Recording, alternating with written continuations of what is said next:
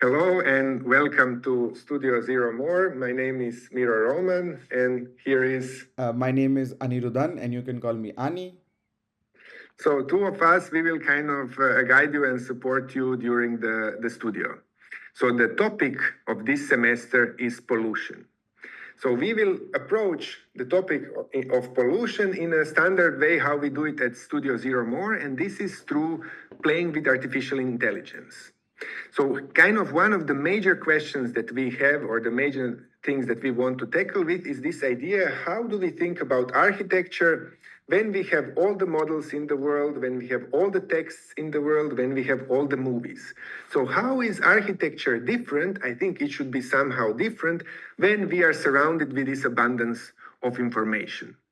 So in our studio, we will kind of approach this topic through a multimedia setup. So we will write texts, we will make movies, we will create scenographies and models, and we think of all of this as a kind of an architecture. So we think that for an architect today, one needs to be connected. One needs to be computationally literate. One needs to figure out what all of these things are about. So this is the way how we want to address the concept of pollution.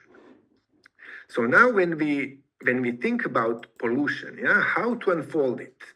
Of course, pollution comes from a measurable residue of the work and transformations related to energy, but fundamentally, it emanates from our will to appropriate, our desire to conquer and expand the space of our properties.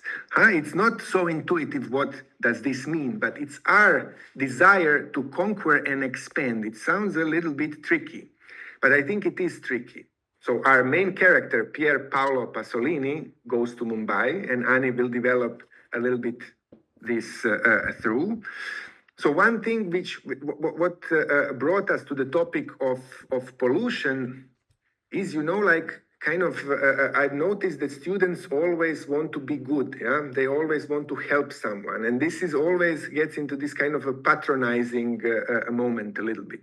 Therefore, we want to state at the beginning that this studio is not about environmentalist ecology. So it's not about poverty, and it's definitely not about being good, This studio is about pollution. So what do we mean when we say pollution?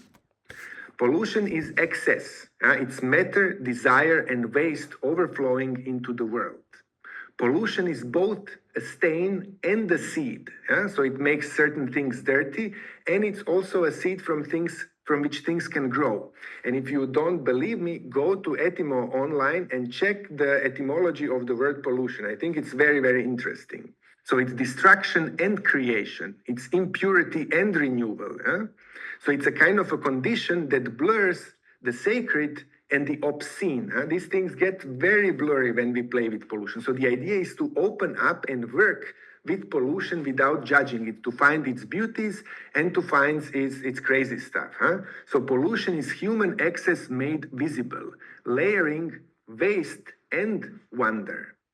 So just to sum it up a little bit, Pier Paolo Pasolini, a very tricky director, has been invited to India, to Mumbai, again a very tricky city, to make a film about pollution, but in his way.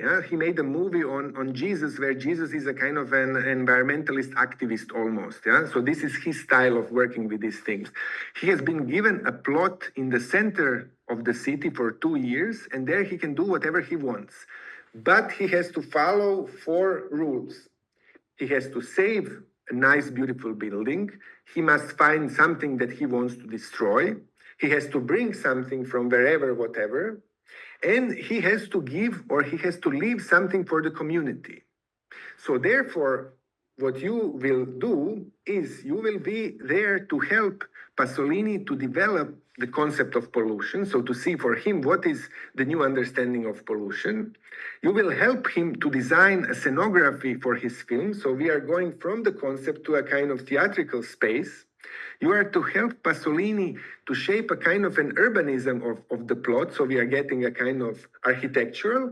And also you will help and assist Pasolini in making a contract with the people that live there. So it's also a kind of a social experiment in a movie related to theaters and narratives. So I will now let Ani to give you a kind of a fantasy of what Pasolini and what Mumbai are all about. So now we first get accustomed to who the guy is that we are constantly talking about, Pasolini. So he was an Italian born activist, essayist, painter, and a political agitator. He was known as a paradoxical character, because he loved Marxism, but he also had a deep nostalgia for tradition. He was a Catholicism and being sacred. So, from this, you get that he was quite a complex character. He had a lot of contradictions and he had a lot of dichotomies in him. And looking through more of this, is he was a gay man who harbored a conservative instinct. He was a communist who mourned the disappearance of religious consciousness, and he was an avant-gardist who scorned the other avant-gardist. So he has a lot of tension, paradoxes, and dichotomies between ideologies and aesthetics, and that's how we find this character so interesting. And just to listen to him, a small bit of vedo him. sempre le cose come un po' miracolose. Ogni oggetto per me è miracoloso, cioè ho una visione in maniera sempre informe, diciamo così, non confessionale, ma in certo modo religiosa del mondo. Ecco perché investo questo mio modo di vedere le cose anche nelle mie opere. Yeah, so this was just a small snippet into his persona of how he conducts himself, which also is reflected very much in his movies that we can talk about eventually in the studio. But that's a small run through of all his movies, Salo being one of his most celebrated and critical ones. So that's Pier. And where is Pier going? Pier is going to this wonderful city from also where I come, but is also chaotic and wonderful in that sense. So this is a small snippet of what Mumbai looks like. So why is Pierre interested in Mumbai? Pierre loves the texture of the city of Mumbai. He loves the busy train stations. He loves the humidity. He loves the crumbling facades. He loves this flux that you see here, with, like, between the old and the new, between the luxury and the working struggles of the working class. All of this fascinates him very much. He's also an admirer of a filmmaker called Anand Patwardhan, who and a poet called as Namdeo Dhansal, whom also engage with socio-political realities that he kind of masters into. So all in all, Pier Paolo is captivated by Mumbai's realism, like where everything is laid bare, unfiltered, unapologetic, and unafraid. So he's attracted by the rawness of the city. So, quickly looking at the two sides, the first side is the beautiful Crawford Market. I think we are missing me here, so now I'm back. So, Crawford Market is a very Victorian style market that was built by the British in the early 1900, when the British was still ruling Mumbai in that sense. So that's how it looks from far. It has a nice vintage building and a small extension on the back. So that's the site, and that's how it looks with all the chaos of the cars parked and the streets going by. This is the Google Maps image. So you know where Crawford Market is located. It's like a plot which is like this, which has some empty space on one side and a little bit of older buildings on the other.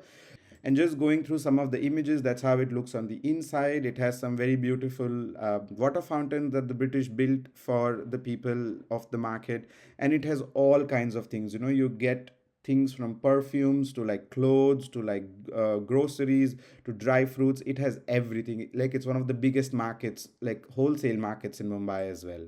But it also is infused with chaos and like boxes and products and lights and people. So it brings the realism that Pasolini loves. So that's here. And there's also a nice Instagram page that one can follow, where they show all the daily life and the daily happenings of how the market functions and all the goods that are sold over there. So that's the site number one. And the site number two is another beautiful site called as the Banganga Tank. More of a religious and a community site that you see. So that's the Banganga Tank, and that's how it looks. It's a very beautiful site on the other side of Mumbai, but it's also very close to Crawford Market. So what you see over here is these steps in the Indian context are called as ghats. Ghats is like steps where different activities, religious activities, social activities, cultural activities happen. So that was a small village before it became a part of Mumbai, So all these steps were a part of every part of life of the society. So the temple was the center. So you had schools, you had offices, people would gather here in the morning, in the evening. So it has a very societal and a way of life sort of a feel to this site. It's in the middle of an urban chaos at the moment. So you have these smaller houses and you have these towers, that are constantly jutting out. So the site is also very beautifully located. So this tank is here, which is actually next to the governor of Mumbai, who is actually in charge of Mumbai. So it also has a political vibe to it because it's next to that. It's also in a very localized community, and it's also in a very upmarket, rich area of Mumbai. So it also is in a state of flux where this is a small portion left between this new chaos that's engulfing it. And there is again a beautiful Instagram page that actually documents the religious activities and the different activities that go on on the ghat. In that sense, there is also some beautiful pictures of morning mists with the fog and everything. So there is a lot of activities happening on that side. So that's the second site that we have. So coming back to the project, these two sites become a space of architectural game and architectural space building. The aspect of scenography, the aspect of fakeness can be seen like in these sites through the perspective of Pier Paolo Pasolini.